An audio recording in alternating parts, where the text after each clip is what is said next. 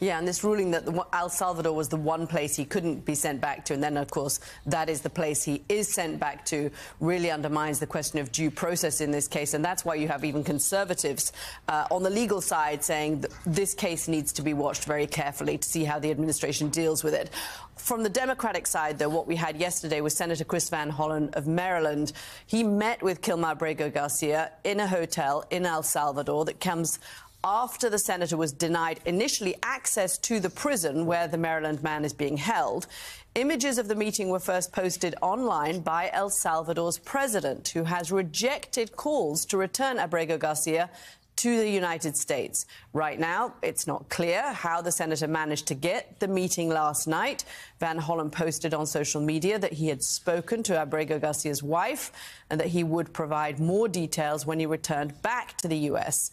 The White House then, in turn, responded to that post, calling the meeting truly disgusting, and continued to characterize Abrego Garcia as a gang member, despite, as Joe said, there's no clear evidence that he has ever been affiliated with any gang. El Salvador's president then took a sarcastic tone himself in his social media post, writing this: Kilmar Abrego Garcia, miraculously risen from the death camps and torture, now sipping margaritas with Senator Van Hollen in the tropical paradise of El Salvador. We should just note, fact check, it's unclear what they are actually drinking. NBC News has reached out to Senator Van Hollen's office about this tweet.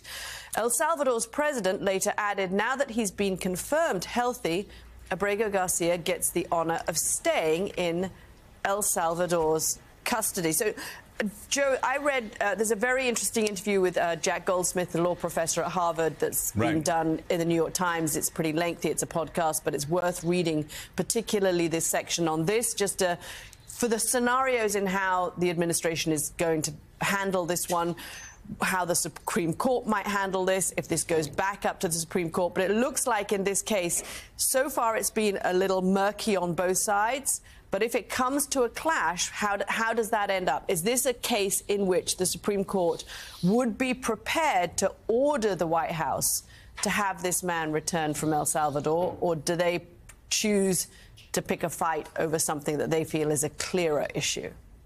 Well, I mean, you know, the thing is, the Trump administration has a lot of issues where there are people who are unambiguously gang members, people who unambiguously committed crimes, people who unambiguously would be so-called sort of poster child for these, what they're trying to prove here. Instead, they have a man here who was sent to prison, a man who the evidence that sent him to prison, where he was in the United States, supposedly a gang member, it ended up being from a detective who was suspended. It was got clothes that he was wearing. It was also, again, the conflict between the hearsay evidence, even had the court. Again, this is the most important thing. In 2019, the court let him go. Never charged for a crime.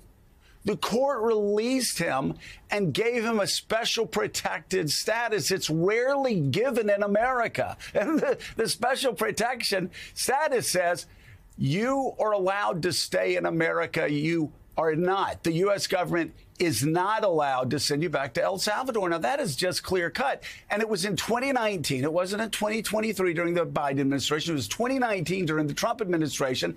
And the Trump administration let the ruling stand.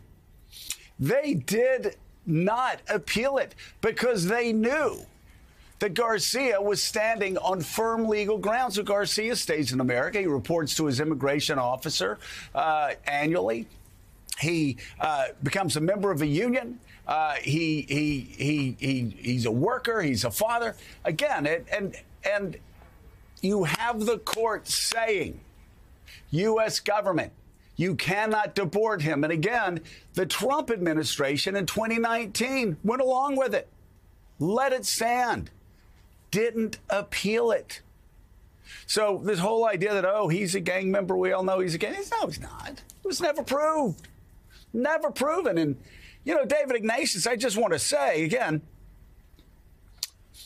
on that front, never proven, but has been proven, and what has been admitted by the federal government is they made a mistake. That's number one. I want to talk about the foreign leaders, though.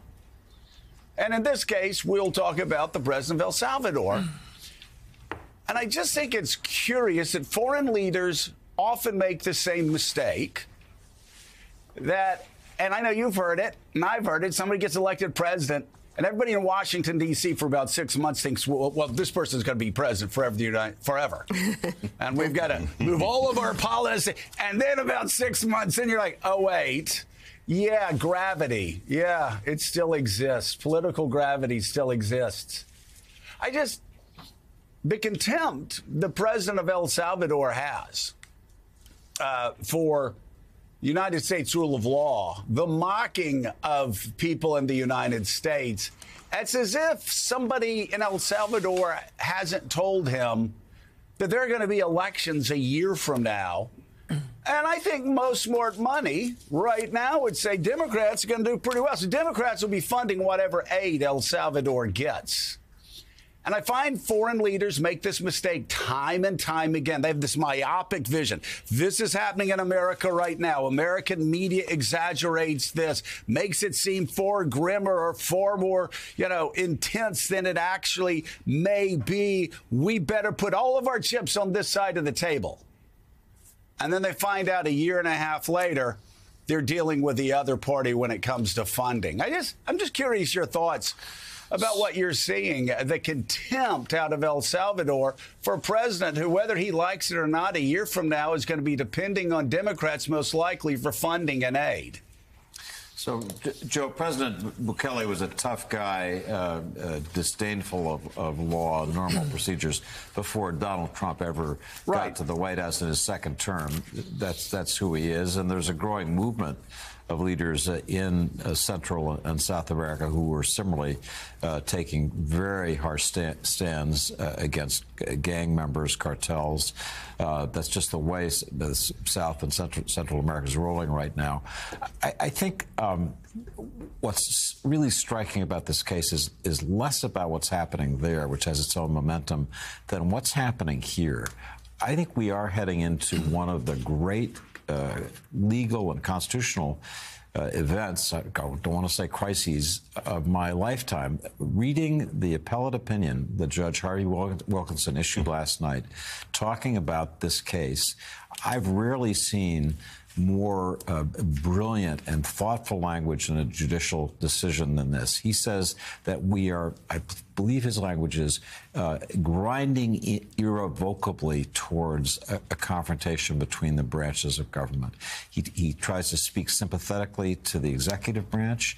He speaks to the judicial branch that he represents. But you couldn't ask, I wrote to a friend, 100 years from now, people will read that decision as a model of clarity in crisis. And it reassures me that our judicial system is as intact as ever, that this is going to the Supreme Court with, I think, more and more clarity about the lawlessness of the executive. And that in that sense, we're heading toward this crisis, not with Trump on the rise. We watched a segment of Trump that we began this show with. Trump is backing away. It's a classic Trump. Well, I don't know much about this. That's what he says when he's about to lose. He just, it's not my problem. I'm looking to others. So, but I urge viewers, if you have a minute, take a look at that appellate opinion and tell me if you don't feel better about the country when you've read it. Well, the judicial branch is a step forward, and again, it's pretty unambiguous. Again, in 2019, judge ruled he couldn't be taken out of the country. Trump administration then obviously agreed. They didn't appeal it. Trump administration this time said, we made a mistake. And again, it's just like the Signalgate thing. Know when to say, hey, we made a mistake. We're going to bring him back and move on. I don't understand, because you see, the thing is, what the White House is trying to do, with some of the White House at least, they're trying to paint this, these are left-wingers. This is MSNBC and CNN, this is New York Times editorial. No, it's not. It's Joe Rogan, right? Joe Rogan has gone out there and say, what's going on here, man? I don't understand this. You have Ann Coulter talking about deportations of people because of what they said politically. She said, don't, again, Ann Coulter. I thought we had a First Amendment, Ann Coulter said. You've got the voice for the right wing, the National Review, just eviscerating the administration and the Justice Department and Marco Rubio on this Garcia case. You have Murdoch's Wall Street Journal editorial page constantly. I mean, this, again, why fight on a ground where you're going to lose? Like, this is, I guess some people inside the White House are thinking just like they did at the beginning of Signalgate, oh, these are just lefties that are, no, man. You got town hall meetings where you've got Chuck Grassley in Iowa, and he's in the middle of Iowa. And you got people yelling from the audience, what about that guy in El Salvador? Are you going to bring him back? That's in the heartland of Iowa. And those weren't lefties. We saw. It's all video. And then you even had trade unions now throwing their political weight. I mean, because actually they call Abrego Garcia a brother because he was a member of their union. The Maryland man was in the first year of a sheet metal worker's apprenticeship when, mistakes happen. He was mistakenly deported by immigration enforcement. Now his union, the International Association of Sheet Metal, Air, Rail, and Transportation Workers, want him back. And last week, the president of North America's Building Trades Union received a standing ovation when he called for Abrego Garcia's return. Watch this. You want to build a $5 billion data center? Want more six-figure careers with health care, retirement, and no college debt? You don't call Elon Musk. You call us. North America's building trades unions. And yeah, that means all of us. All of us. Including our brother, smart apprentice, Kilmar Abrego Garcia, who we demand to be returned to us and his family now. Bring him home. Gene Robinson, I mean, just not a fight. Yeah. They need to be fighting. They're wrong on the law. They're wrong on the facts. They're wrong. Yeah. I mean, there are a lot of fights to win here. This, as we've said on this show every day, is a political winner with Americans as far as we've all said it, getting violent gang members out of this country. We've said it from the very beginning. There are fights to be had on this issue politically that they can fight and win. It's just that one of them, is it? I mean, when you see images like that, when you have Joe Rogan, when you have all of these other people on the right or some on the far right saying, come on, deport them. We want them deported, but do it the right way, the way 9 Supreme Court justices are saying you need to do it.